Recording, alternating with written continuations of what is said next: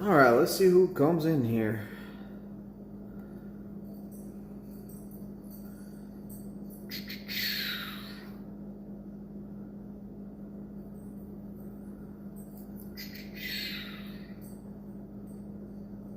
Mute my other phone.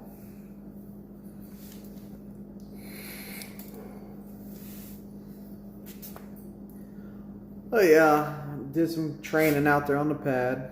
What's going on, Brown? When do you test out, man? I haven't heard from you in a while. Oh, nothing much, Kyle. What's going on, Jacob? Big Country, how's it going?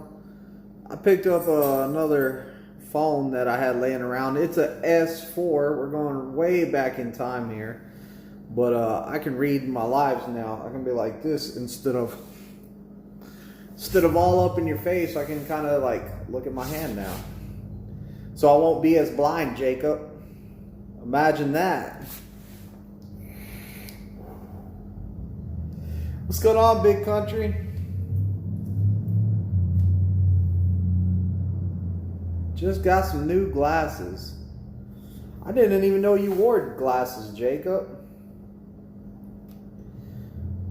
Where are you testing at, Brown? You testing in Pittston, I guess?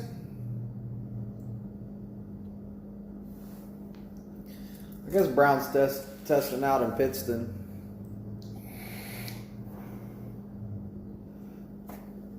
I probably should have angled this down more instead of seeing all that up there. I'm sure y'all don't want to see all my tools and stuff. A little bit better. See more of me now. Let me know when you need some vape juice. Kyle, you make the vape juice? What I need to do is make this my YouTube studio. I need to paint that wall behind me or put some textures on it with all the shining lights on it. You know, we can have it like a little club back here with some laser lights going around. Where you at, Kyle? You around Springfield somewhere? Because you talking about vape juice. Never know when I need some vape juice. Yeah, Jacob's chilling at the hotel. He's hanging out. He called me earlier today, but I was already at home. I forgot he was coming to town today.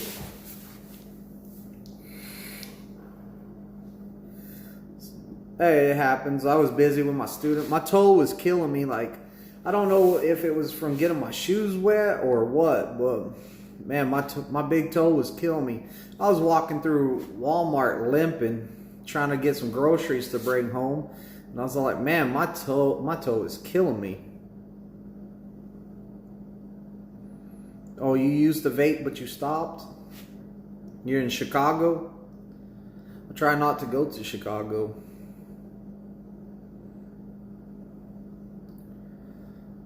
No, I don't got the corona. Don't say that. I'm a hypochondriac. I keep on trying to not watch the stuff on the news because I don't want to catch it. It rained half the day here. So my first student, I had him the first 4 hours. And we went driving. I let him drive in the rain. He was driving a lot in the rain. So after he drove in the rain most of the first half of the day, we went back to the pad. He told me that the hardest thing to do was the parallels. So I was like, let's do some parallels. So we knocked out some parallels and got his parallels out of the way. I was like, see, those parallels are not that bad. And he was all like, no, they're not that bad. I said, shows you that none of this is really that hard. It's just you have to want to do this. And he wants to do this. So he learned those parallels quick. He was doing, like, I walked him through it once. Second time, I let him do it. Just asked him some questions. Third time, I moved back even further, let him do it. And I just keep on letting him do it.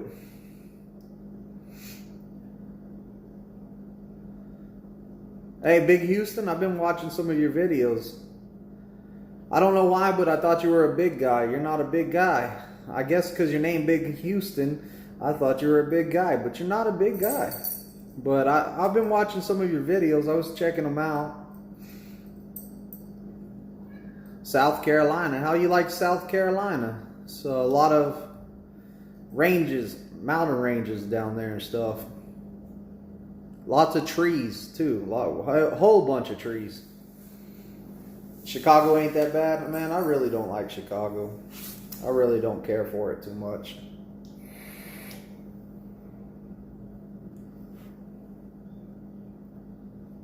Oh, it's warm? I'm hoping it warms up here. Well, one of my students is all like, hey man, it's hot here. One of my students is all like, it's freezing here.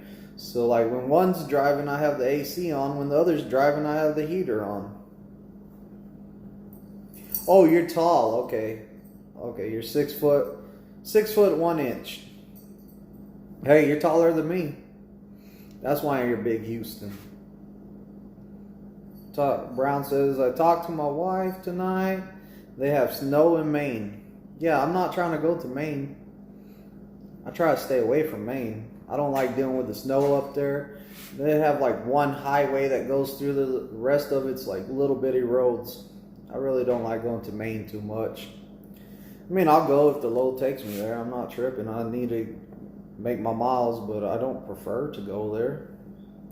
I'd rather go to Maine than Arkansas. Summertime, I don't mind going to Maine at all. I like it in Maine in summertime. It's beautiful up there.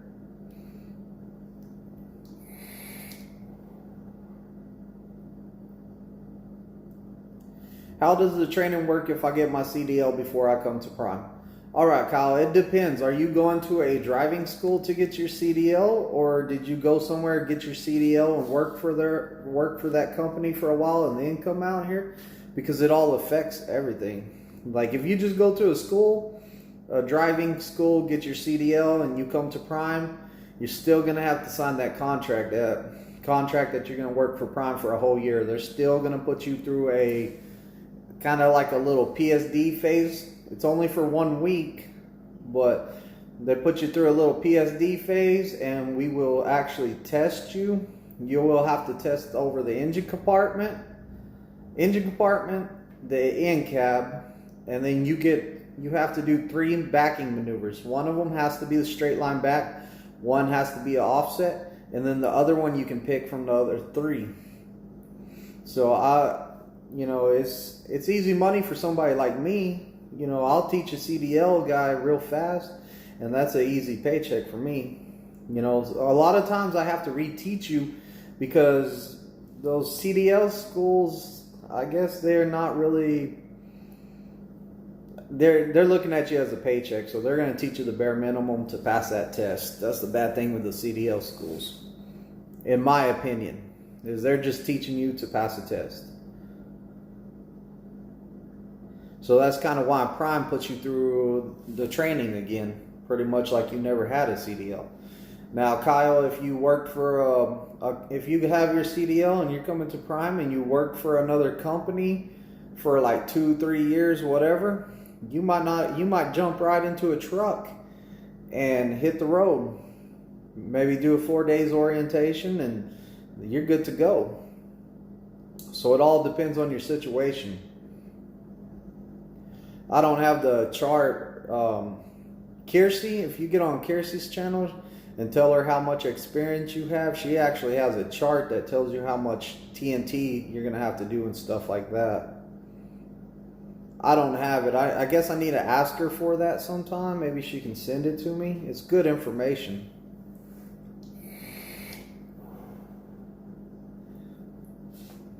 Yeah, it's real good information to have. I wish I had it.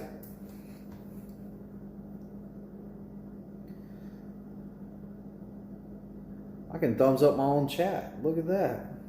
Gave myself the first thumbs up tonight. I don't know. I was trying something out. I was like, man, I wonder if I can watch it on another device since I'm using Streamlabs here. If I can get on YouTube and just watch it on the other channel and talk on there. It works.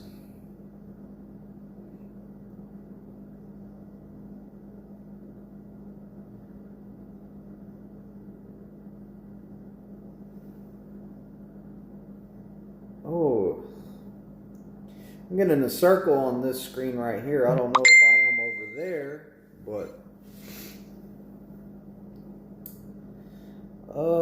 I get it. A lot of CDL schools just want the money. I'm renting a truck. I was taking the test once the DMV opens after the virus slows down. Okay, yeah, so you're not even going to a driving school, it seems like. You're just going to go take the test, I guess? Rent a truck and go take the test?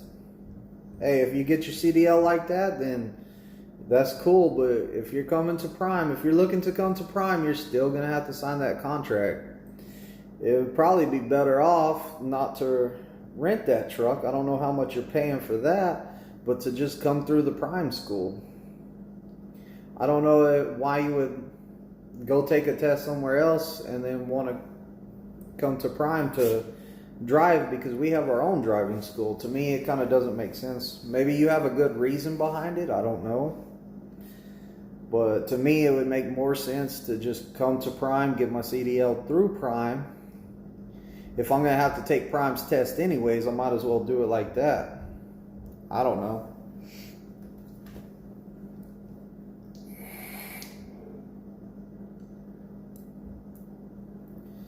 But yeah, that virus stuff is, they were saying that here in Missouri they were going to do like a 30-day lockdown where anyone non-essential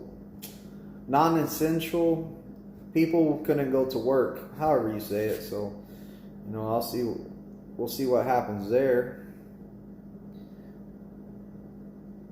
Illinois doesn't accept out-of-state transfers unless you can get info on it.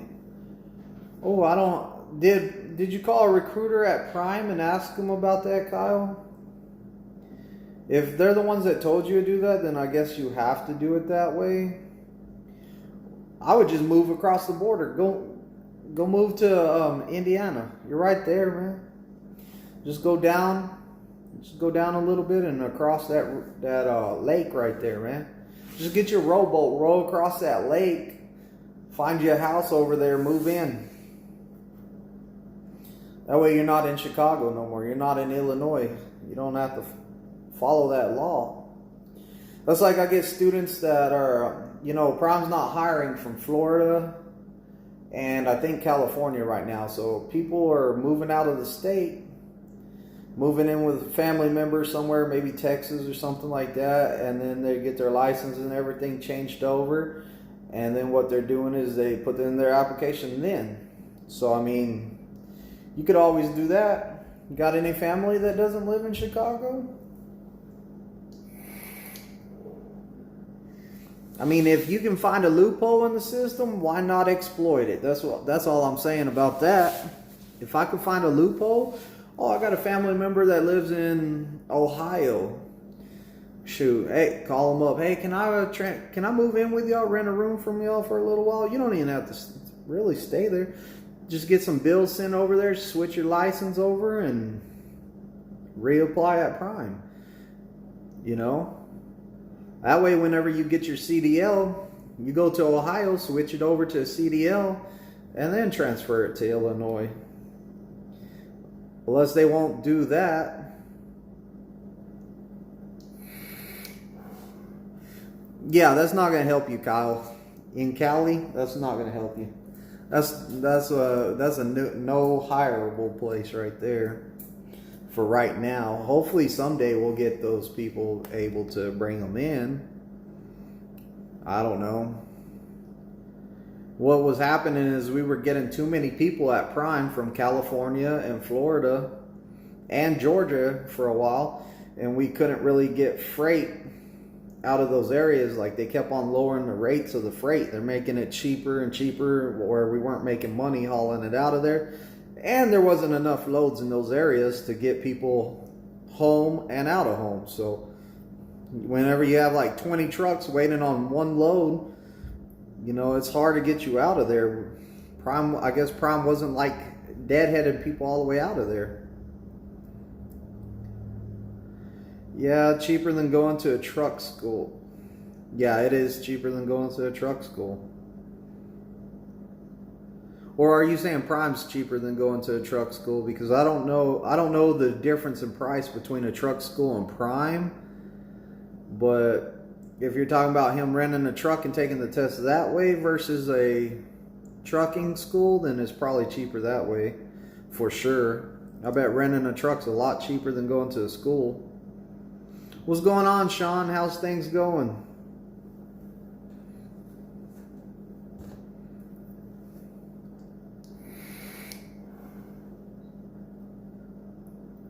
Oh no, move to Indiana, yeah, for sure. That's what I'm saying. Move to Indiana, your rent will be cheaper too. I think that's what he's trying to say, and it will be cheaper. You're probably living in an expensive area anyways, being in Chicago.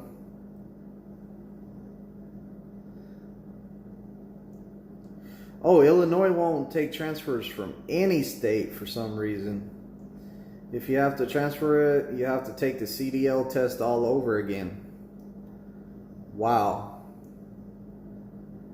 I mean, like, look, maybe talk to your recruiter and ask them if there's a way around that. Like, hey, if I get my CDL, whenever I have to transfer it back to Illinois, can I use the Prime truck to take my test there? Maybe there's something they could work out like that. Because then you would have your own truck by then, and you would probably be done with TNT.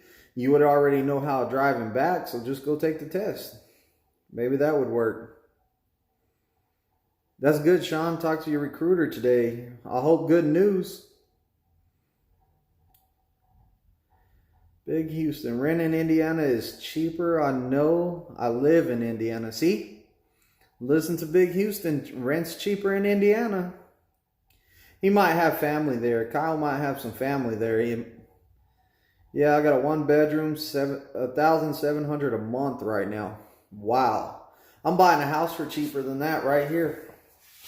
I got an extra room downstairs. I'll rent to you for like $1,700 though. You can have the downstairs, man. It's a big room. There's a king size bed in there right now. $1,700 a month. Bam. Gotcha. Trucking school by me is $6,000. Wow, Prime is cheaper than that $6,000. It's a year contract, but it's only $5,000. See, and I thought it was like 4,500, but somebody was telling me it was 5,000. So, I'm going with what they're saying. 2,400 and driving like 10 hours. Yeah. Yeah, we do 10 hours. You can't test that Prime until you drive 10 hours. That's the minimum. My students are driving more than that. I try to get them more drive time than that. I try to double that time. At least double it.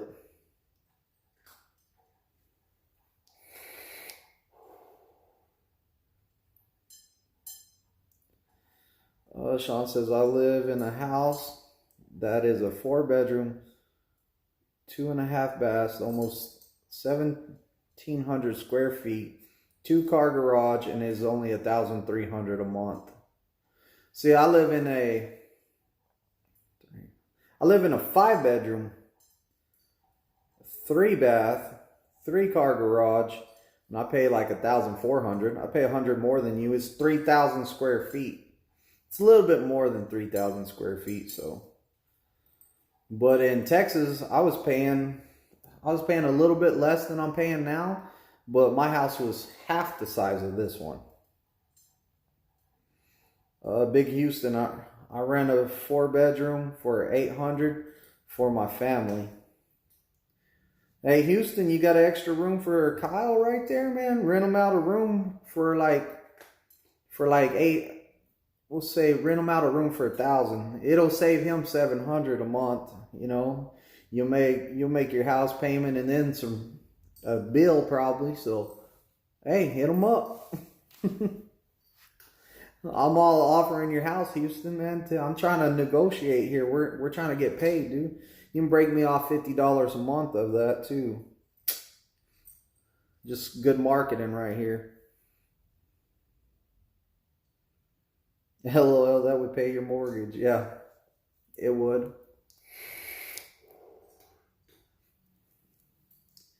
Yeah, it would. Where are you living right now? I'm living in a town called Ozark, Missouri. I'm about 17 miles south of the terminal. I don't think my wife and kids would like that. Hey, he might be good with kids. That could be a built-in babysitter. Watch the kids. Me and the wife are going to go out tonight. Or heck, watch the kids. I'm taking the wife over the road with me for a while. No, then you don't want to ride with your wife. She might be moving in all that stuff like that other guy was telling me. She might have a whole mess of stuff to bring with her on your truck. From what I hear, women have a lot of stuff they bring on the truck.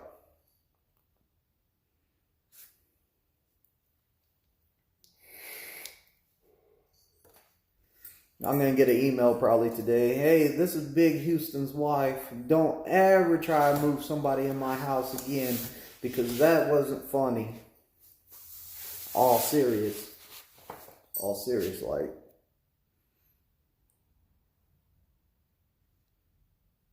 I have a fiance and a son. Yeah. See, that's probably why you don't want to move in. You probably have some family there in Chicago that helps y'all out, so you know, I can see why you don't want to move. I can see why it's hard for some people to move like that. I didn't come to Prime and move straight to Missouri. I worked probably almost 2 years. I worked for Prime before I moved. And the only reason I moved is because I was always in Springfield and my wife was all like, "You're always in Springfield. If we moved to Springfield, we could see you more." And I was all like, I'm working though. Like, I got to go do my work.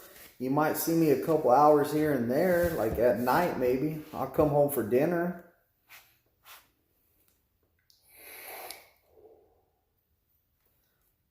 Something.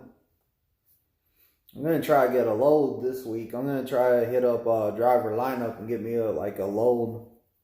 Maybe something to Kansas City or Ochaleta or, you know, maybe somewhere in Arkansas. Try to do some local runs here and there.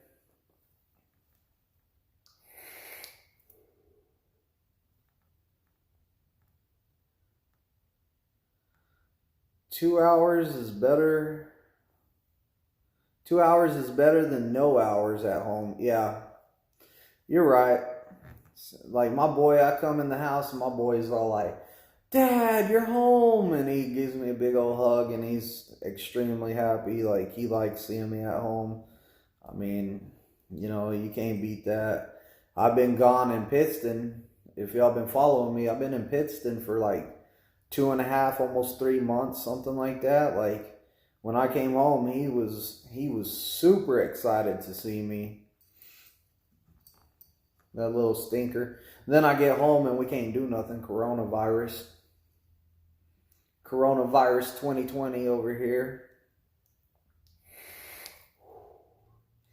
We did go on a little road trip.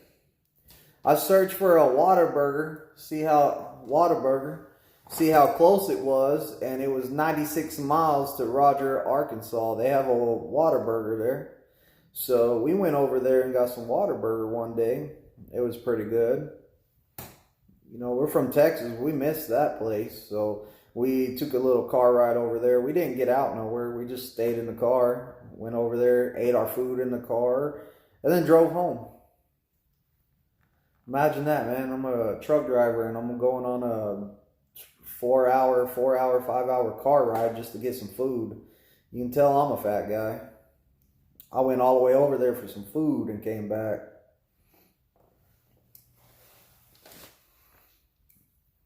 What a burger. This is my favorite place. I got a double meat cheeseburger with jalapenos, bacon. I got that spicy ketchup, and I got a strawberry milkshake. I like those strawberry milkshakes. They're good.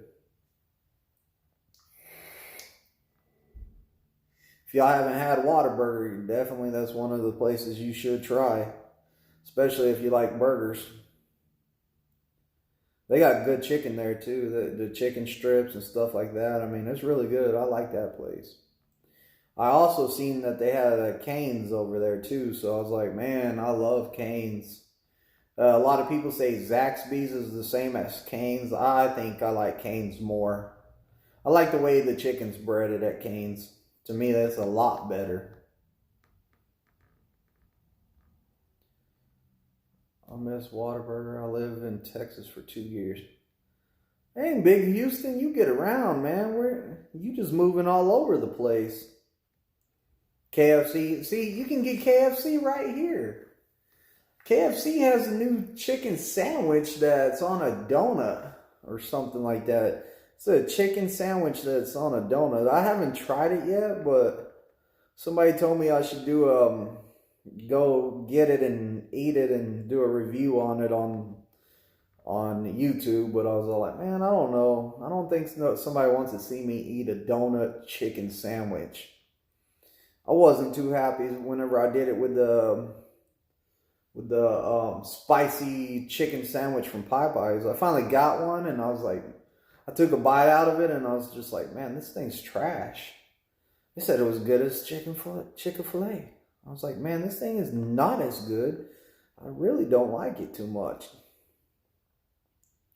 Oh, you grew up in Indiana. One of my good friends lives in Indiana. I don't know the name of the town or nothing, but his name's Kennedy. Kennedy was one of my students. Real good guy. He lives in Indiana. He's over there in Indiana, and I need to go over there and see him sometime. It's not that far from here. I don't know how far it is.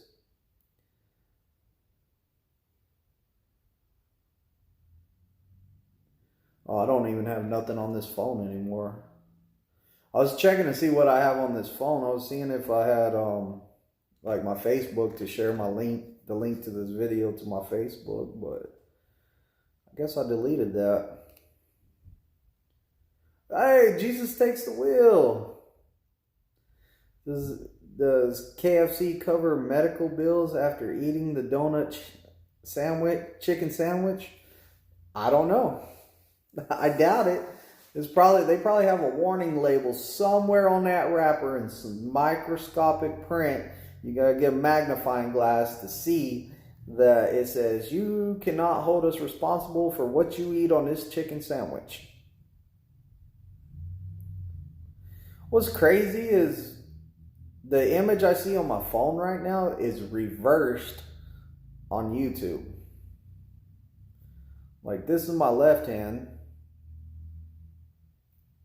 and it's on the right side on YouTube, but on my phone, it's on the left. I don't know. I was just looking at it right now like, what the heck? Embedded into the chicken is the disclosure. I'm not surprised. I bet you cut that chicken in half and it's burnt. It's like grilled marks into the middle of the sandwich all the way down it. Right, Jesus?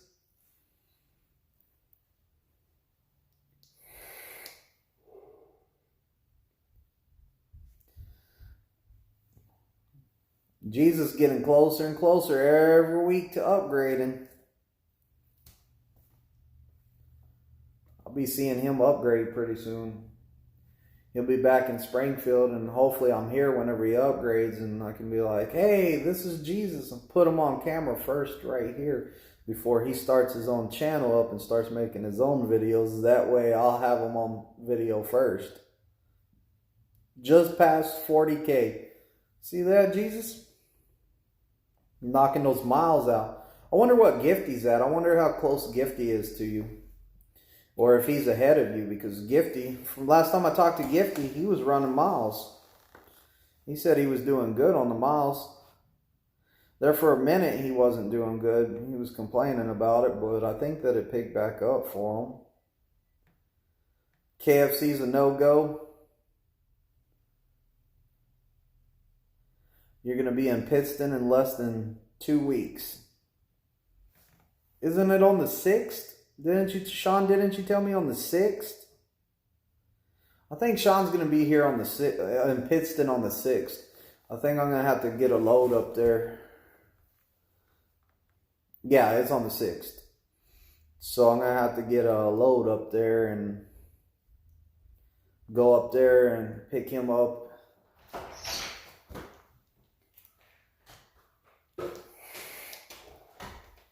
What'd you bring me?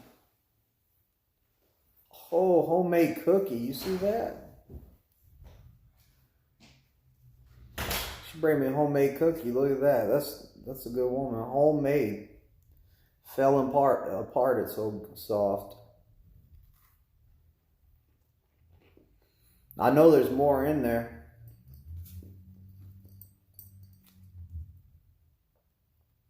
The review on this is real soft. It's good. The chocolate is still melted. Oh man, that's good. I know there's more in there though, so I'm gonna have to cut this short here in a minute to go get some more cookies. Oh, Salt Lake City Terminal. No go. Not fun.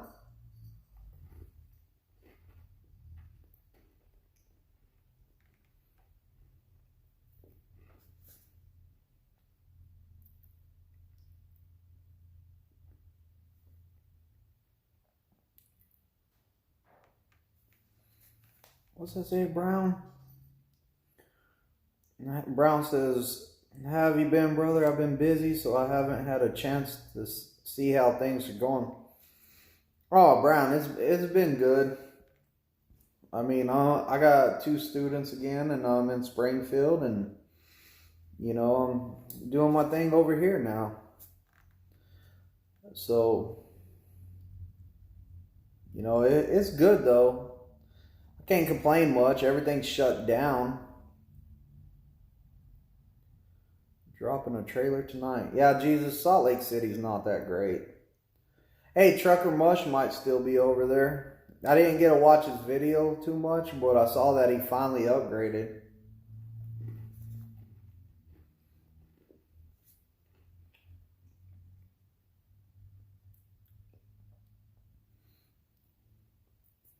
Yeah, Brown, you're getting close to upgrading, man. That's good.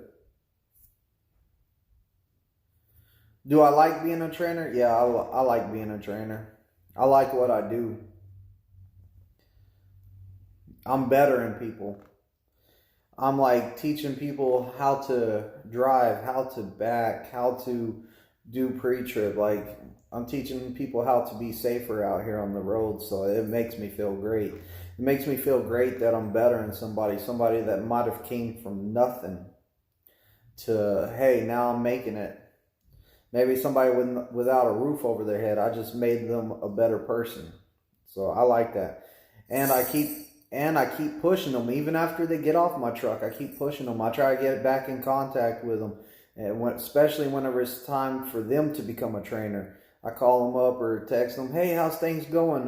Hey, you've been out here for like 9 months now. Don't you think about training? You know, I try to keep pushing them on, trying to better them. If they don't want to, so be it. But like I try, I'm all like, hey, look, you're out here over the road. You're away from your family. Let's make the most money we can while we're out here, while we're not home. So I can try to talk to people into doing stuff like that. But I like being a trainer. I love it. Really. I meet a lot of cool people. I'm not, like, being solo, I would be lonely on the truck. Like, whenever I leave out sometimes solo, I'm all like, oh, this is cool. I get out there and I'm like, man, this sucks. I don't got no one to talk to. I don't got no one to teach nothing to. I'm like, just like, man, there's nothing going on this truck. I guess I'll play Xbox.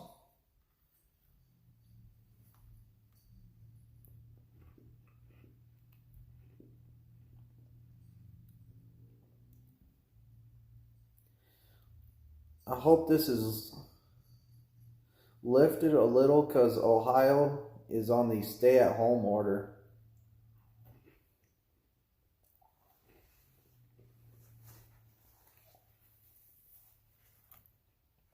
So in Ohio, since y'all are at the stay-at-home order, can you leave your house for anything? Or are you just like, what are they going to do if you leave your house? Are they going to pull up in a cop car and say, hey, turn this car around and go back home? Like, or is it just suggested, we want you to stay home, please don't leave at all?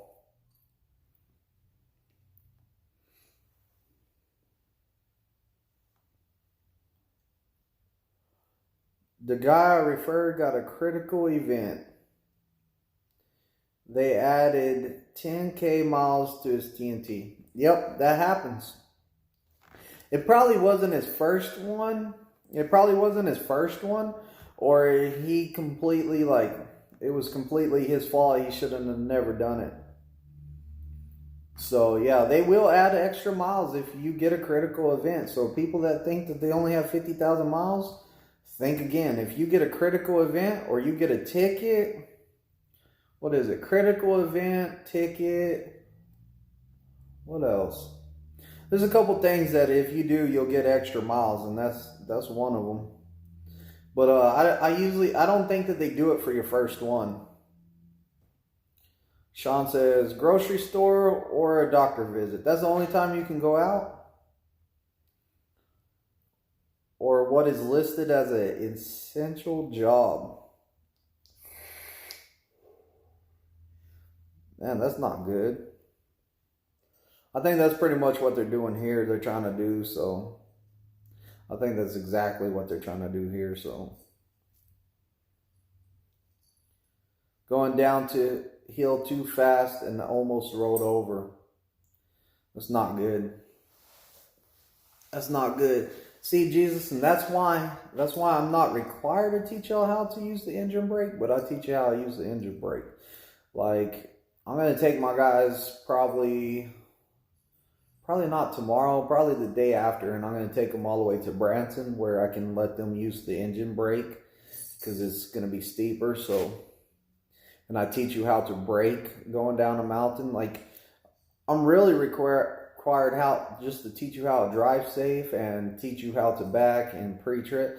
But I think that it's good to know engine brake and how to go down a mountain and stuff like that. Even though I don't have a mountain over here, I got some big hills, some steep hills. I can teach you all that stuff.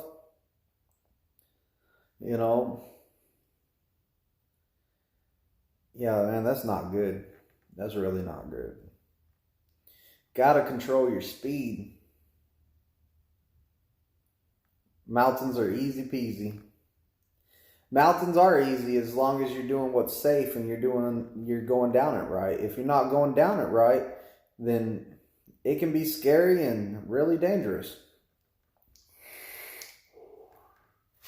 Everything out here is about safety. Like, if you're going to go down a mountain, you need to find your safe speed and you need to stick to it.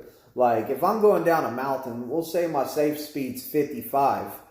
So I picked that as my safe speed, 55. I'm going to slow down the truck to 50. I'm going to have the engine brake on. As soon as it gains up to 55, I'm going to brake it back down to 50. I'm going to give it a nice firm press, bring it back down to 50. Go down the mountain more, it'll gain back up to speed, bring it back down to 50. I mean, if you do it safely, you're not overheating your brakes. You want to be on your brakes like 2 seconds. And then off your brakes the same amount of time so you don't heat up those brakes. The engine brake is not your brake going down the mountain. It's a supplement to your brake. So don't expect that engine brake, throw that thing on and it's going to hold you, because it's not going to hold you. It's just something extra to help you go down the mountain. But yeah, I mean, going down the mountains is I bet his trainer was probably scared waking up to something like that.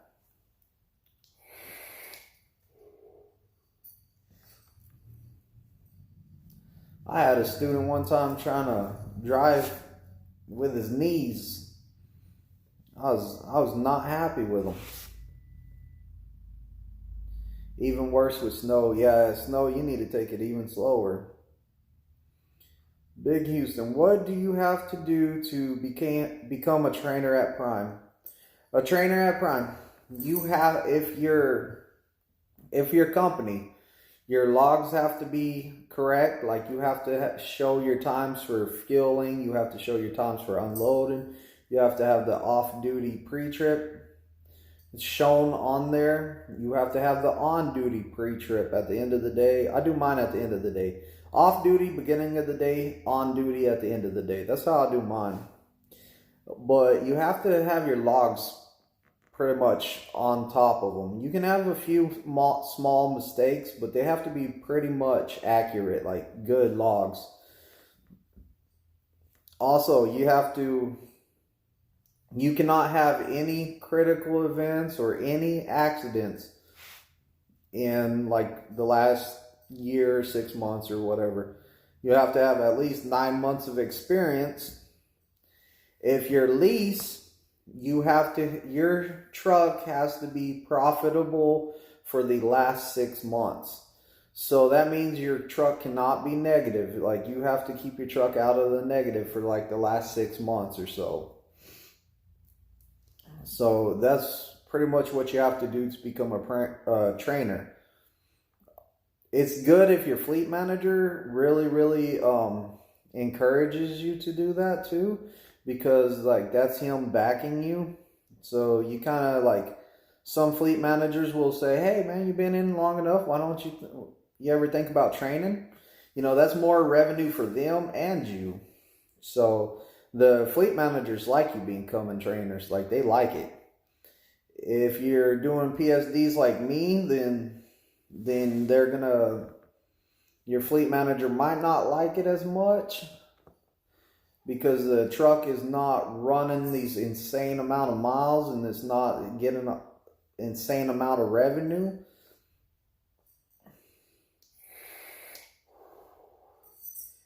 But if you're doing TNT, your fleet manager is going to love you if you're doing TNTs, because you're running that truck hard. That truck's making a lot of revenue. You're making a lot of money.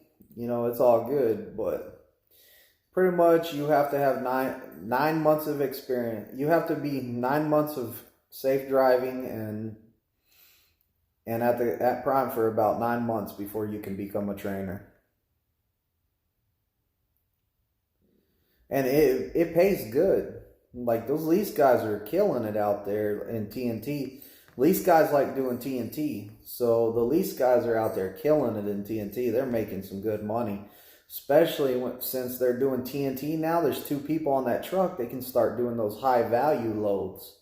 Like, of course, on a lease truck, you're going to get a high value load every once in a while solo. It's going to be a short run. You know, it's going to pay good. But if you can do a team high value load, oh, you're in the money then.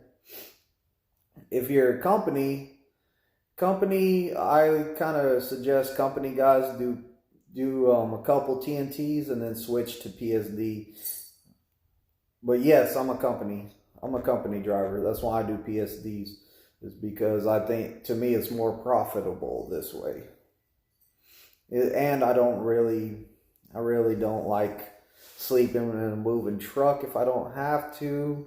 When you got 2 people on that truck and it's always moving, like it feels like you never have any time off. So Jesus takes the wheel, 5 to 6K a week. That's that's probably for a TNT lease operator right there that does TNTs. Students is what Jesus is talking about. Yeah, see, he's at least TNT, so I mean, I'm making good money. I'm not gonna lie, I'm making good money. I'm making more than a solo driver, and I'm making more than a company team truck. Whenever I was on a company team truck, I'm making more than I was making then. This is the most money I've ever made in my entire life right here. I work hard for it. Like, don't think you're gonna come out here and do this PSD stuff and not work hard, because you work hard. Like, you do work hard doing this. You have to learn how to read each student you have. The faster you can read them, the better off you'll be, because you have to read your student and understand how they learn the best. Not everybody learns the same. I'm getting better at learning people real fast. My hardest thing is the overthinkers. The people that that don't just think about the moving parts of the trailer, the 3 moving parts that I teach. They think about the whole trailer in the truck. They turn the wheel one time and they're all like, this is going to move this way, this is going to move that way, I'm all like, dude, you were thinking way too much. Like those overthinkers, they're all like, man, there's a line on the ground over there, there's a line on the ground over there, there's a truck driving through the parking lot over there. You have to keep them focused right there. This is what we're doing. We're at this parking spot. We're going into this spot. Overthinkers are my hardest students. Well, you also got to think about this. Also, these people come from all walks of life. Like, you might have somebody from a big city. You might have somebody from a small city. And I think that's where my background of being a correctional officer for 13 years plays a good role in what I do. And also has taught me a lot, is because I used to deal with people from all walks of life in the penitentiary. And I learned how to read people pretty quick. You got to always be thinking, what are they trying to do? They're asking you if they can have a piece of paper, but what are they really trying to do over here? Because there's always an ulterior motive with them. So like you have to be able to read people real good. Usually my first impression of somebody is spot on. Like, I'm pretty good at my first impression. If I don't like you from the beginning, I'm probably not going to like you. And I'm probably going to know we're not going to get along, but I'm still going to train you, because I know no matter what, I can get you your CDL. I can teach you, but, I'm all like, man, I really don't like talking to this guy. It's a personal opinion or it's a personal feeling. Like, I can tell real quick if I'm going to have troubles with somebody or if they're going to be easy. Like, I met Jesus and I was all like, first impression, I was all like, I'm going to get along with this dude. This dude's cool. This dude's going to pick this all up easy. He's going to be an easy student. So, bam, he was an easy student. We get along. We're good. I knew Jesus and me would talk for a long time. Even, like, we'll probably talk for the rest of our careers out here. And Jesus knows if he needs anything, he can call me real quick. And he does. If he needs something, he calls me. There's some people I have that I'm all like, after they get off the truck, I'm all like, I'm not even going to reach out to this guy no more. Because that's how it is. Not everybody's going to get along. I'm just being real. Like, I don't want to sit here and say, oh man, I get along with all my students. They're the best thing that's ever happened to me. No. Some students I don't want to ever talk to again.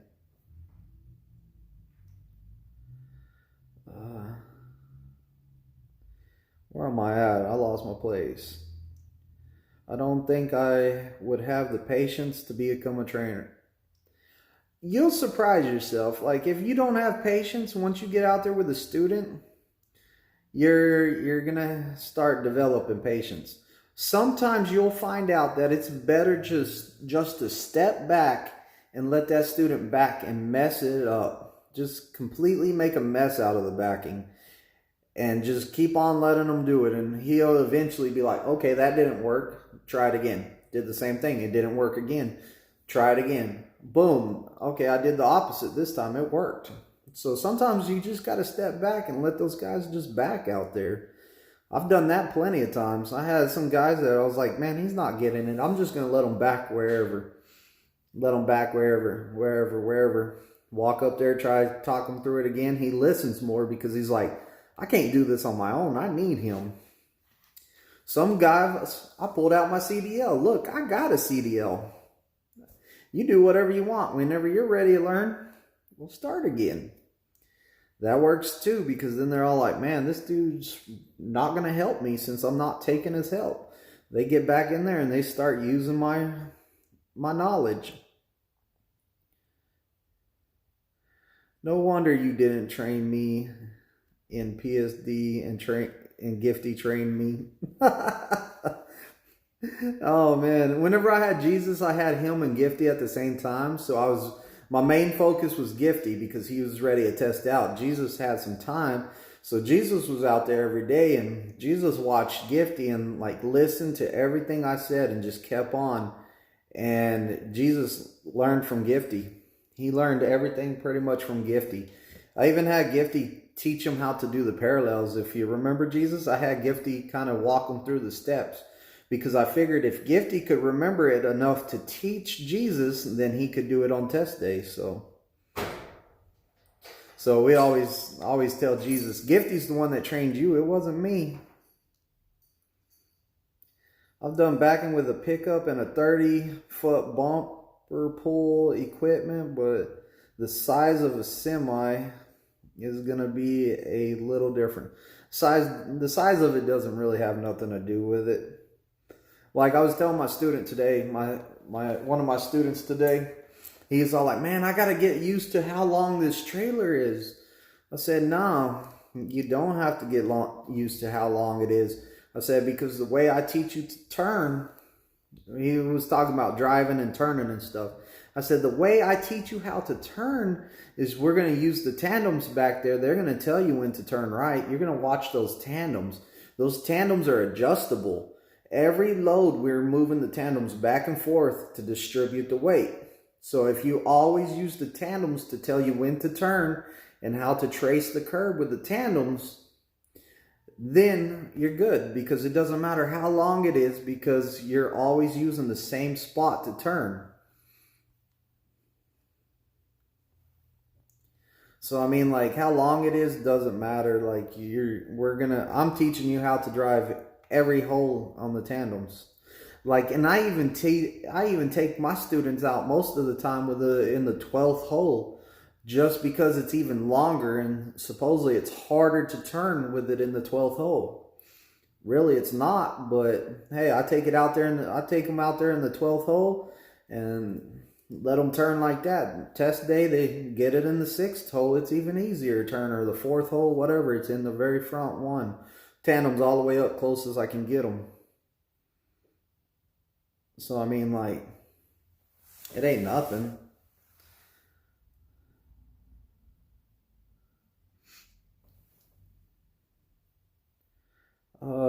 Jesus says, you can do it, Sean. Easier than you think. Yeah, it is easier than you think. A lot of people overthink this trucking, and they think they have an ideal of what it is, but once they get out there, either people think it's really easy to do this trucking and then they find out that it's harder than they think, or people come out here and they're all like, man, this is going to be really hard. It's a big vehicle, all this. If you don't do it in your car, you're not going to do it in a truck. So, like, if you drive the speed limit in your car, I'm expecting you to drive the speed limit in the truck. If you put your blinker on to do a lane change in a car, I expect you to turn it on in the truck to do a lane change. I mean, it's the same stuff. There's just a little bit of difference here and there. Like, to do a lane change in a car, you turn it on, move over, turn it off real quick. In a truck, you turn it on, you move over in the next lane, you watch your trailer until it's straight behind you again, then you turn it off. So, I mean, like, there's some differences, but nothing too big. Automatic car will not roll backwards. Automatic truck will roll backwards. So when you stop, you have to hold the brake down.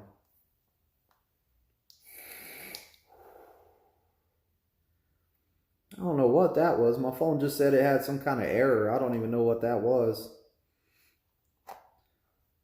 But yeah, training's not for everybody. Like, if you know that you're not gonna have patience, then you might not want to train.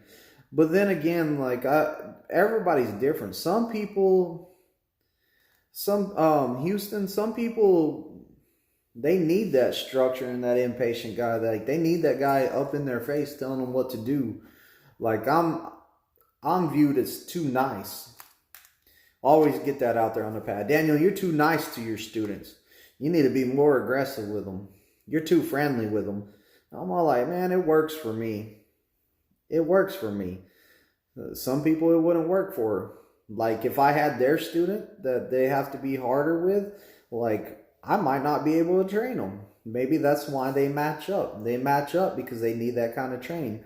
Maybe my students match up with somebody like me that's real patient and kind of a little bit, I guess you would say more friendly. So we match up like that. Like I don't have to yell and cuss at you and, or, be like your drill sergeant and be like, you need to be here at this time watching my watch. Okay, you're late. I don't like people being late. Don't get me wrong. I will get on to you for being late. I will tell you, hey, where were you? But I'm not that guy that's gonna, I don't know. I'm not that guy that's gonna be yelling really loud at you on the pad or whatever. I'm not like that. The furthest I might go is we might go inside and talk to the people over the training and be like, hey, look, this guy right here, we're having issues. He won't listen to nothing I say. And then they're going to talk to him and be like, hey, what's going on? I haven't really ever had to go, I never had to go inside to actually, because I had a problem with a student and talk to the admin. I had a couple students that went inside to talk to admin about me, and they called me inside and we all sat down and talked, and pretty much they came back to my truck and we started training again, So like I never had a problem really. I had one guy that didn't come back to my truck. He told them, hey, if you put me back with him, then I'm quitting because I'm not willing to go back and work with him. And that was because he made a big scene out of everything. And if he came back, his macho card was gone. Like he went in there, made this big scene, and pretty much they're all like, hey, go back out there with him. He chose, no, I'm not going back there out there with him. I want a different trainer. They said, okay, well, we're not giving you another trainer, so are you going home? He's like, yeah, I'm going home then. Yep. The day before he tested. I can't help you. See ya. Go home. I'm not tripping.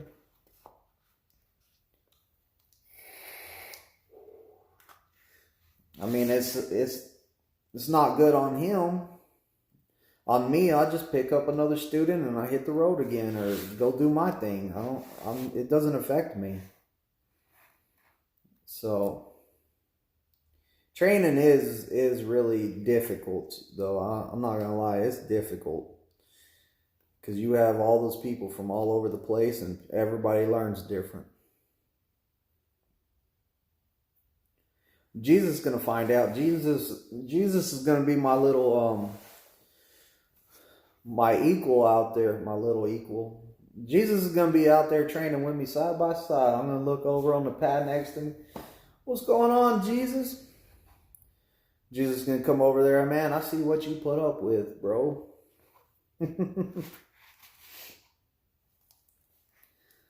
But yeah, it'll be good whenever Jesus gets out there training. He finishes up his miles pretty soon. Hopefully there's not a long list on people trying to get a truck. Hopefully he gets a truck pretty quick and he does his time solo. And then when he's eligible to train, boom, he's out there. He'll be doing more students than I do.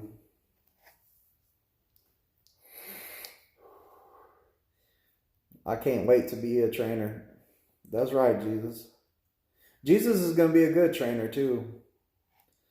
He's going to be a real good trainer. Ah, look at him. Jesus says, nah, you're going to be like, what's up, number one? Right now, there's a number one is Tim. Tim's flatbed. He was the number one the only year I've been to the banquet. So we haven't had another banquet. The coronavirus canceled our banquet we had. So in my book, he's still number one until we have that banquet and a new number one's crowned. So Jesus says he's going to be the new number one. He's already called it. Y'all see it right there, man. He's going to have to get it.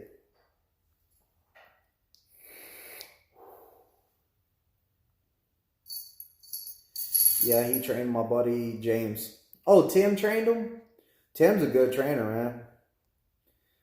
Tim is a good trainer. He's a flatbed.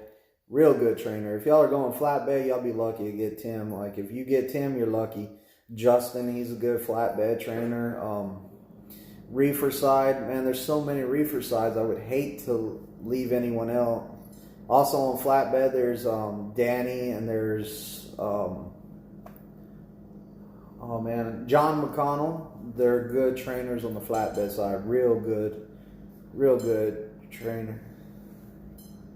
Then he quit Prime. Who quit Prime?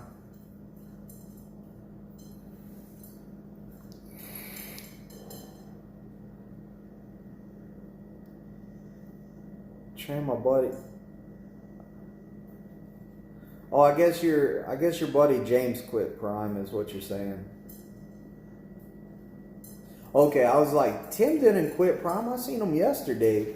I was all like, number one. I like telling him number one because he's all like, man, stop that. I'm all like, yeah, but you're number one right now. Yeah, I remember James. He was a good dude. I liked James. I was hoping he stayed.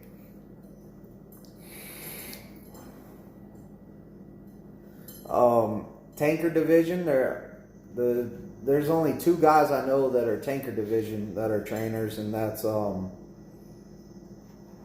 man, Julian and Michael, and they're both in Springfield. So if you're going tanker, you probably want to come to Springfield and get one of those guys, because the tanker trainers are so rare that it's hard to get a tanker trainer if you're coming out here tanker. And then reefer side, man, there's so many great trainers out there on the reefer side, like Tim Wagner, Alan Ross, Orrin Jones, Daryl. You got, man, I'm gonna hate to leave someone else. You got Edwin and Pittston. You got Guy Dwayne. You got. Let's see. You got Mike. You got Sean. Sean Fitzgerald. You got man. There's so many reefer trainers. Like I can't name them all. Like there is a lot of reefer trainers. Sorry if I left anyone out. So if any of you other trainers are watching this, I'm sorry if I've left you out. I didn't mean to. There's just so many people.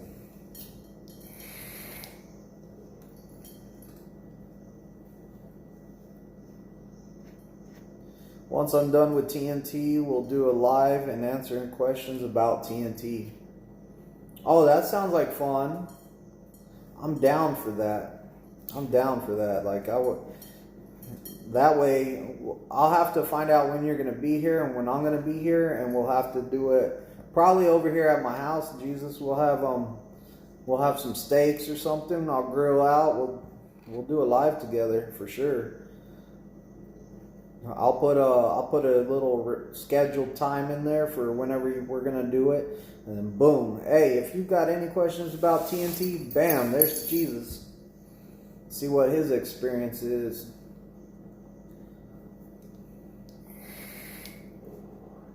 I saw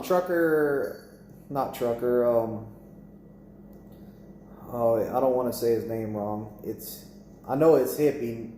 I want to say No Trucking. I'm going through my YouTube right now.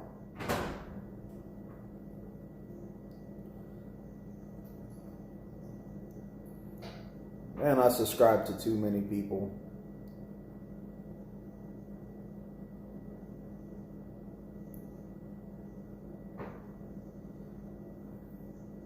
Here he is. No hippie trucking. No hippie trucking and transportation.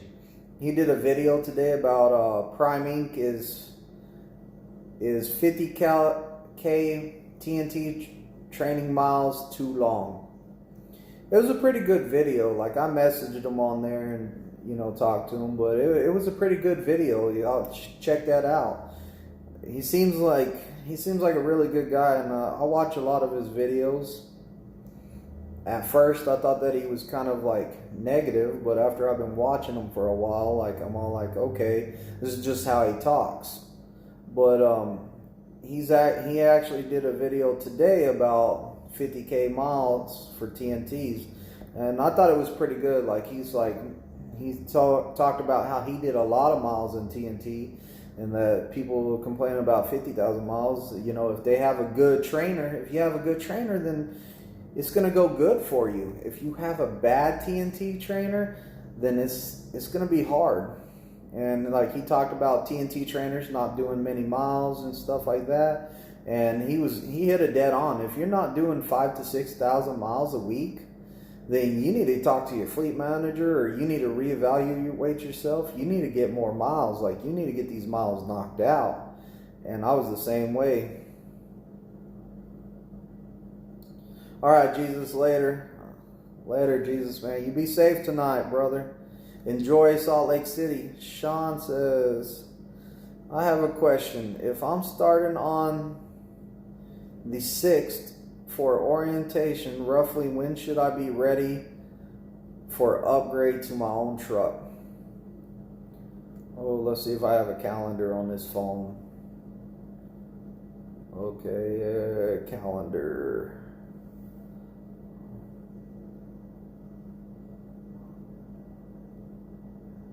Here's a calendar. Let's see here. Okay, today's the 24th. Can I look at this in a better view? Okay. So today's the 24th. And you said you're going to be here on the 6th.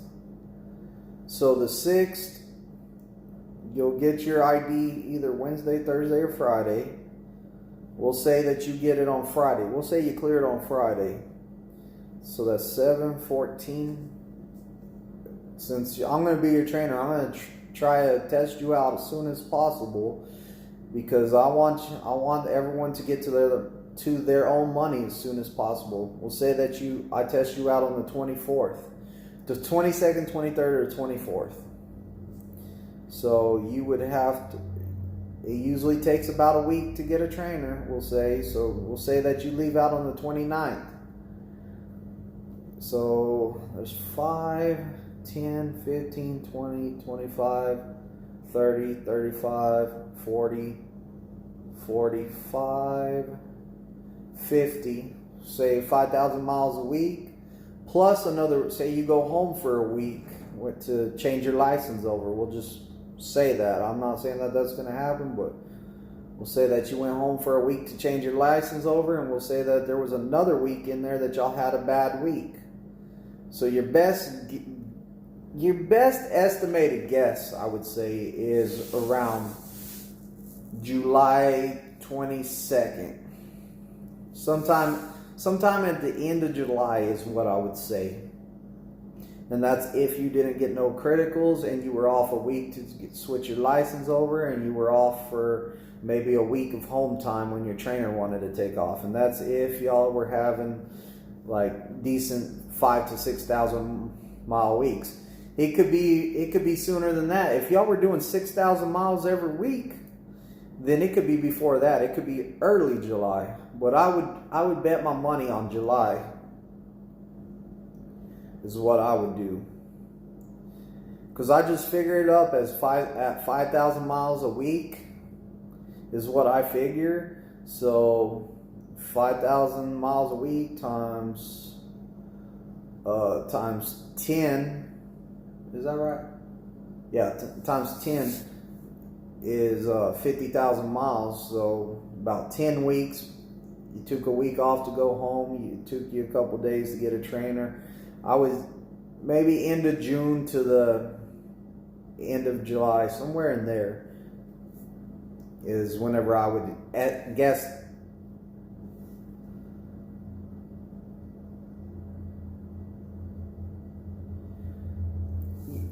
I do, Sean. I guess Sean says you guys calculate about 10 weeks.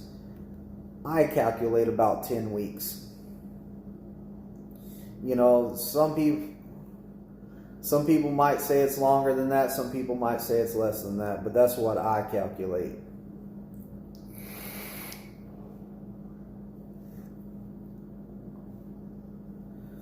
I wish it was shorter. I really do.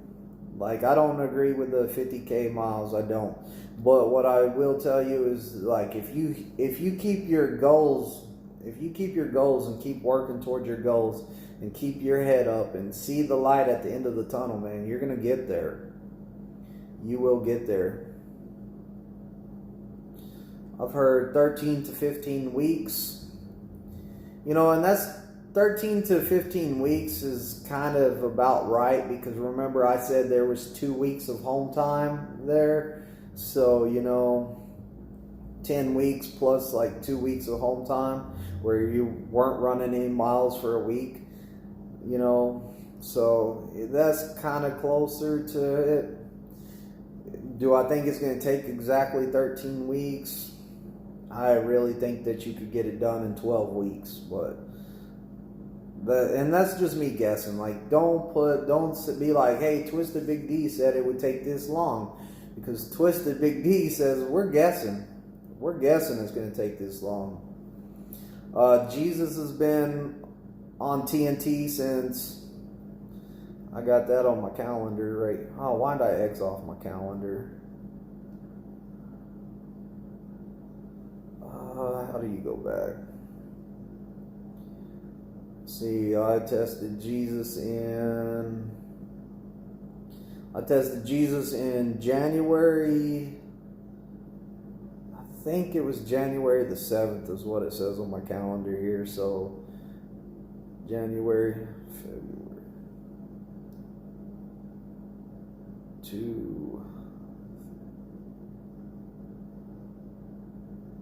How many weeks is that? We'll just say Jesus tested out January the 10th, got on his trainer's truck like a week after that. We'll just say, I'm just guessing. So that's 1, 2, 3, 4, 5, 6, 7, 8, 9. He's at, we'll say 9 weeks. He's at 9 weeks. And he said, how many miles did he say he had? I think 40,000. Trying to scroll up in this chat, see if it's still on here. I think he said he was at 40,000 miles. I don't know exactly where it is he said that, but I don't see it on here. But, you know, he's right at the 10-week mark, and he has 40,000 miles. So if he has 40,000 miles, say this week he runs another 5,000, that's 10 weeks. And then say he ran another 5,000 miles the next week, that's 11 weeks. He finished TNT in 11 weeks. Now, just because you finish your 50,000 miles doesn't mean it's over. You still got to wait till you get a truck to upgrade to. So it's still some time after that. Like, get into the 50,000 miles just means you're on the list to get a truck. Now you have to stay on that truck, your trainer's truck, until a truck becomes available.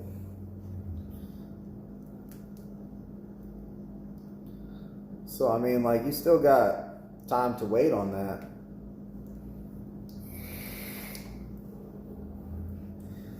Yeah, those TNT miles, man, they're hard. They're hard. I'm not even going to lie. But once you finish it, it's all going to be worth it. Once you're in your own truck. Sean, you thinking about going company or lease? I'm just curious. Like, some people come in straight off the gate, straight off the jump. They want to go lease, which I say is a bad idea. And I'm not the only one that says it's a bad idea. There's lots of people that say you should. Kiersey says you should wait a year before you go lease. I say you should at least wait 6 months. Because after 6 months, you can reevaluate yourself and say, hey, am I ready to go lease? Or am I ready? Am I happy at what I'm doing for a little while till I can start training? At 3 more months from that 6 months, you're eligible to start training. Why not train? And even if you go lease, why not train while you're doing lease? Why not do some TNTs? You know, it's all about making the most you can out here. This is the way I look at it. You're not home, so you might as well make as much as you can. Get all the money you can. But yeah, company at first, that's good. I suggest doing company first.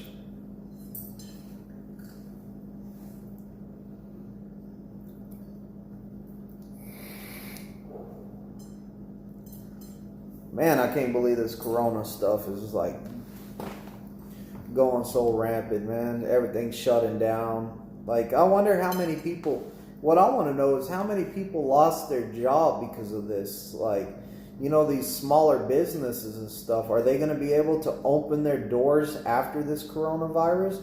Or are they just shut down since this coronavirus happened? Any ideas on what's up with training? I got my permit, medical card, well, all set, and Dustin as my recruiter. Now I can't get a call back. Jonathan Smith, I don't know about why you can't get to your recruiter. I would probably try to call Prime's number and talk to a different recruiter if you have to. I don't know Dustin, so, you know, right now, as far as I know, we're not taking anybody. Our first classes are going to kick back up the 6th. Now, I've heard that we were going to start taking in smaller city people first before the bigger city people. I don't know if that's true or not. I heard a rumor of that. It doesn't sound accurate. I've also heard that they're going to, when they start the classes back up on the 6th, that they are going to only do like class size of 20 for a little while and see how that goes, because they don't want more than 25 in a group. So I've heard that too. So it might take a little bit of time to get with Prime, like get here, because they probably have a waiting list of all these people that are applying and got pushed back. So Jonathan, I can't, nothing's for certain right now with this coronavirus situation. I wish it was for certain. I wish I could tell you, oh yeah, man, like, they're hiring right now, come on out here, but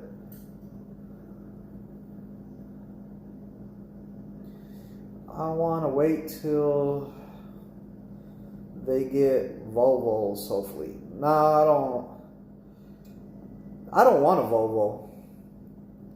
Because you got to take it to the Volvo place to get it worked on, from what I hear. Prime's they've been doing that study for, I don't know, probably like a year now with the Volvos they put on the fleet. And I don't know if they've went ahead and said, yeah, we're going to do Volvos, or if they completely scratched that ideal. So we'll see what happens there. I'm hoping that, like, a lot of people want those Volvos, and it would be nice to get more trucks. So hopefully they do a big deal with Volvo, and Volvo sends a whole bunch of trucks over, and that's more trucks for these TNTs to go into. That would be awesome. Class is still going on right now? No. Or actually, I heard that there was a class this week, but it was only like 7 people. I watched David H. and Melissa, his wife, is in a class. So I asked him, I said, how many people are in her class? And she said that there were 7. So I guess there's a real small class right now of 7. So hopefully they have a couple more classes, at least a couple people. no buses are running. Like, hey, I suggest everybody take a rental car over here. Like, for reals, take a rental car. Don't get on that Greyhound. That Greyhound's horrible. Jonathan Smith. I saw a video with Andrea. She said they were not going forward until they addressed the downtime. They reported back to them. With the Volvos. Oh, with the Volvos. It's fresh. Yeah. Ah, you just baking up a storm. Are they good? Yeah.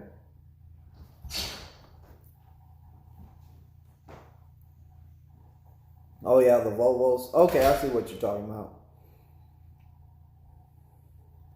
Yeah, and the downtime has to do with the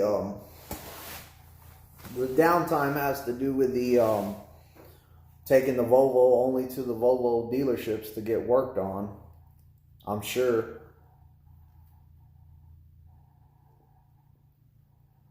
Oh, that's a hot coffee.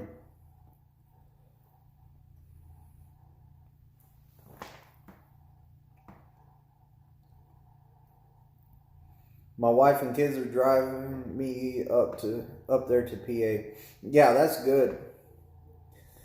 Have them drive you up here. That way, you don't have to ride the bus. Like, that's cool.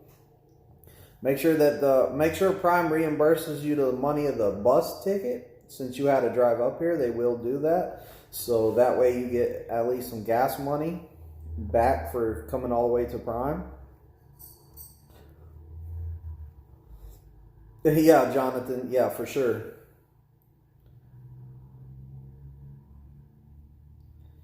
Yeah, drive up here. Don't take that bus. That bus is horrible.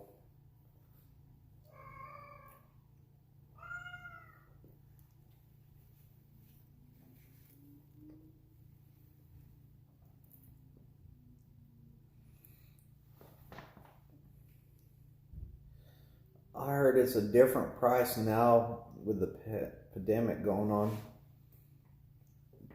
Yeah, I don't know about that. Maybe it is, maybe it's not.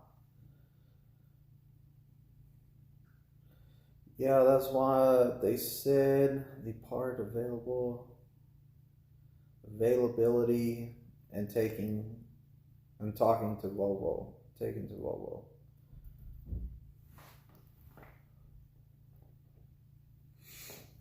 Yeah, I don't know. Like, I get that question a lot about the Volvos. I have students all the time that they're all like, I want a Volvo. I'm all like, nah.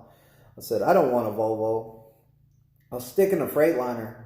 The terminal can work on my Freightliner. Or I can take it to a TA or a Petro or a shop somewhere. Like, and the Freightliners usually stay open 24 hours. So, like, if I do have an issue with my Freightliner, I can just take it there. Most of the time, I don't have no issues with my Freightliner, so can't beat that.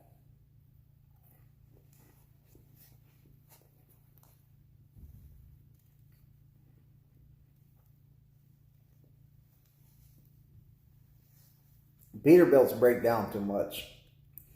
I know the Peterbilt guys hate me saying that, but the Peterbilts break down a lot.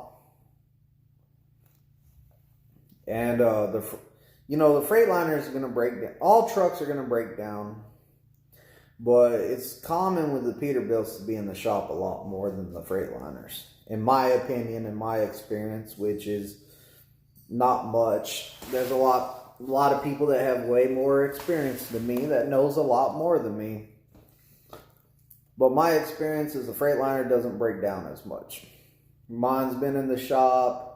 Seems like a lot here lately. My Freightliner's been in the shop for an oil pan leak. It's been in the shop twice for the APU, but that's the APU. That's not, I don't consider that the truck. What else has it been in the shop for? It had an engine light on the other day when I was in PA. I was putting it in the shop for the APU at the time.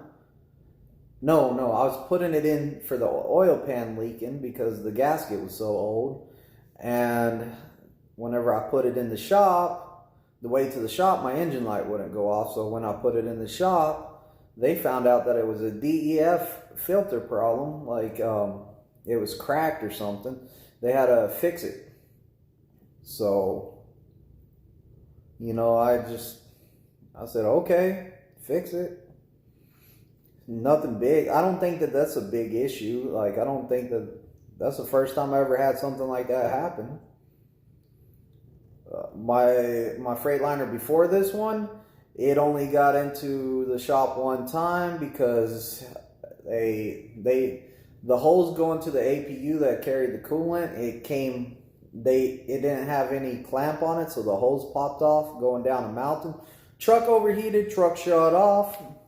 I'm going down the mountain, Black Mountain in North Carolina, and my truck shut off. The speed limit on that mountain is 35 miles per hour, but when your truck shuts off, you're like, oh no. That was scary. Like, real quick, the engine lights came on, said overheating, truck turning off because it's overheating. Boom, truck turned off, going down the mountain. Pretty scary. Jonathan Smith says, I was hoping they might totally reimburse now because of the pandemic, but I'll take the $79 bus ticket if that's it. Right? Hey, whatever they'll give you, I'll take it. International is trash. Yeah, in my opinion, International is trash. I heard that the new Internationals have a different engine or something like that, and I heard that it's way better, so the Internationals are no longer trash. But everybody that I known that's had an International was in the shop all the time.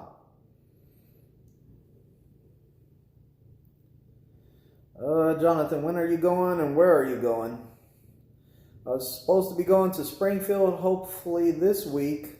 Last time I talked to the recruiter, but I haven't been able to get a hold of him. I was supposed to be going to Springfield this week. You mean like this week as in Monday this week, or the next coming up week, Monday? Because there's a big difference there.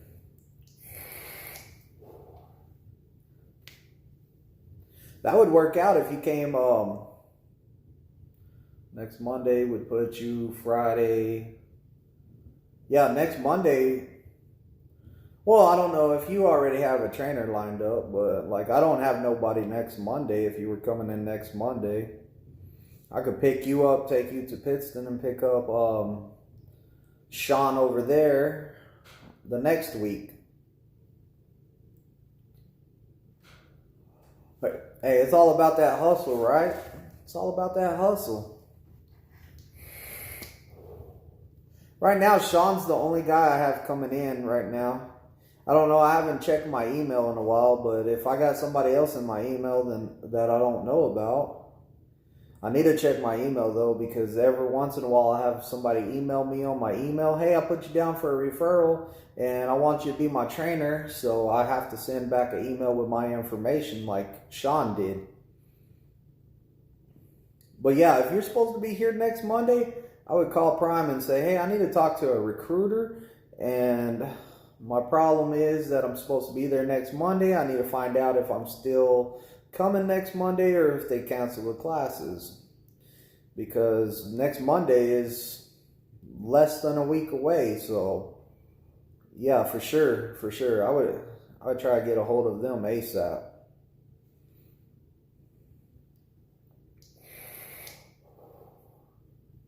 I never noticed the Streamlabs right there in the corner of the screen right there before.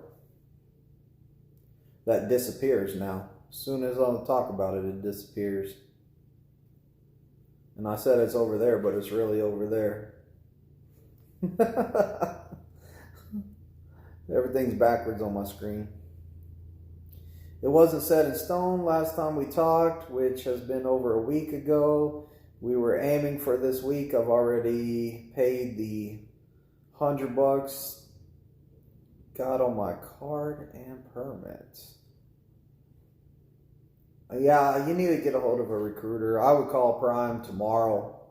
I'd call Prime tomorrow and be like, I need to talk to any recruiter ASAP.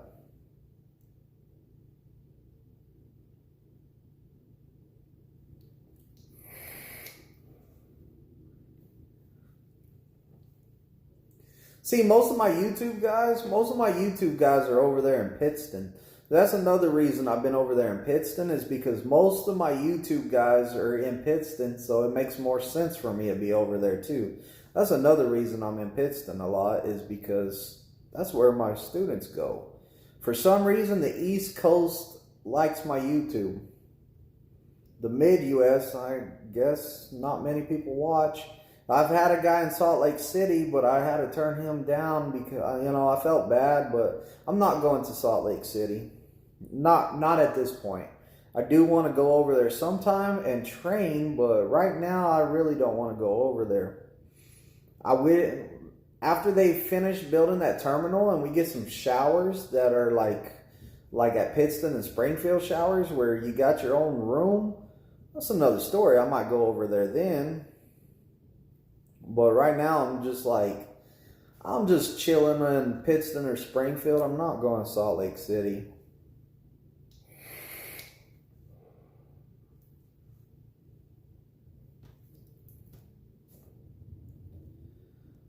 I discover you. I'm from the Midwest, Indiana. Right? That's good. That's good. I really need to get I really need to pick up my daily videos. The lives are fun. But I don't think I'm getting many subscribers from the lives. I think I was getting more subscribers from putting out like my vlog videos. So like I want to get to at least 800 subscribers is my goal. And I really don't want to do one of those giveaway things like, hey, whenever I get 1,000 subscribers, I'll give you a gift card somewhere. If I'm going to do a giveaway, I'm just going to do it randomly, I'll just be like, hey, look up my pre-trip video and tell me where the mess up is in one of my pre-trip videos. Because there's mess ups in a couple of the pre-trip videos, and I do it because I want to see how many of my students bring it up to me and say, hey, you didn't say this.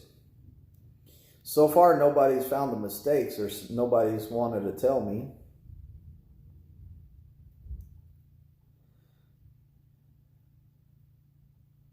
Yeah, I don't know why you didn't come to I don't know why they have you going to Pittston, Sean. I thought it would have been closer to... I guess Ohio is closer over there. Yeah, Ohio is. Ohio's on the other side of Indiana, so that makes sense. What I need to do sometime is get my own recruiter, one that I can get their actual phone number and I can get with, like some of the other YouTubers have, like Crazy Bags had his own, Chad Rich I think has his own, Junior Honduras has his own. So I need to get a recruiter that, wow, my phone gave me the ring of death over here. But I need to get a recruiter, that way whenever I have stuff like this, I can have problems like this, I can hit up my personal recruiter and be like, hey, look, my students need to come to this terminal because I'll be here. That way they can, like, if you're my student and you call my recruiter and get hired on through my recruiter, they will know where to send you.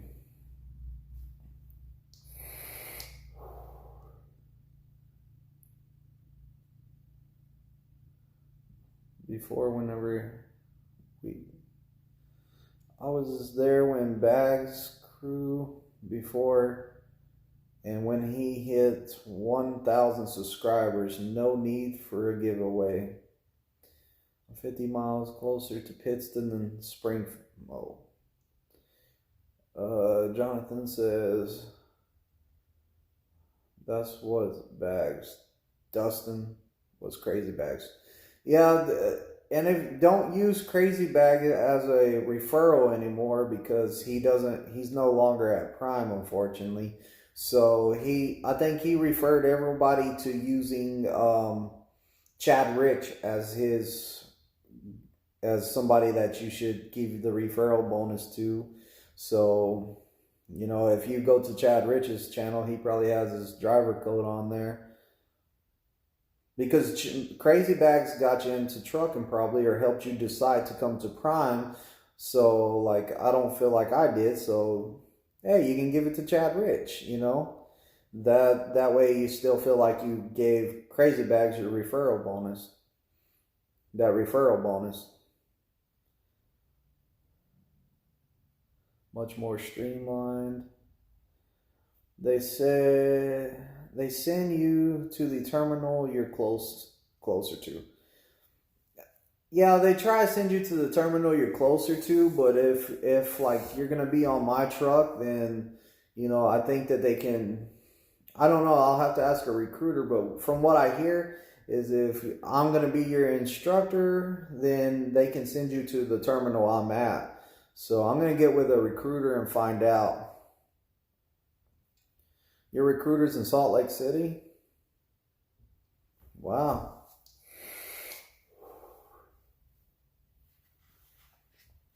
Yeah, they got recruiters everywhere. I think they got recruiters at every terminal, so I think they definitely have recruiters at every terminal.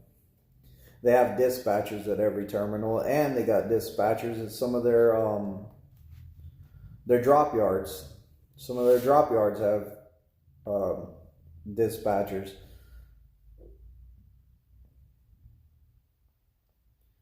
Well, I'm going to get out of here. I got to be up in the morning. So, you know, y'all take care. And hopefully I answered some of y'all's questions tonight because, you know, it was a questions and answers kind of night. And I'm going to get out of here because I got to be up in the morning. So if y'all like the video, hit the subscribe button. Give me a thumbs up. And let me read this one thing right here.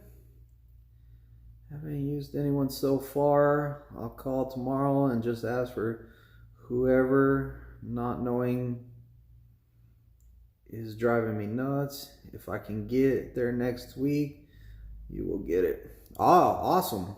Yeah. If he gets you in next week, then send me an email, or even afterwards, send me an email anyways and let me know the date that he's coming, because if I'm available, I'll train you. Like, I have no problem. Like, I'll train whoever wants me to train them. Send me an email. If I'm available and I can, I will. So, yeah.